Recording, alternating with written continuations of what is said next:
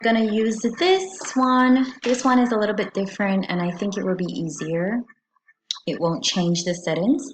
So we're going to use this to practice our long division today. We're going to do a little bit of practice with this before we practice in our book.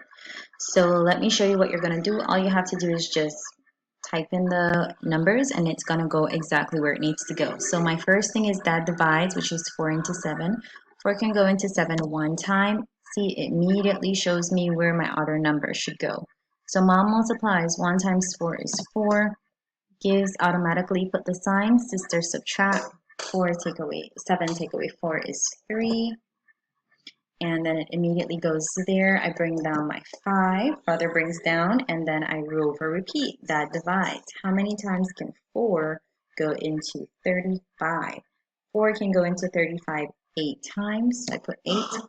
8 times 4 is 32. So I'm going to write 32. I'm going to subtract. 5 take away 2 is 3. And this would have given me 0, so that doesn't matter. And then brother brings down. Let's bring down my 6. Now it's time to over repeat. How many times can 4 go into 36? The answer is 9. 9 times 4 is 36. I subtract. My answer is 0. So when I'm finished, I press check answer, and it will let me know if it's correct or if it's not correct.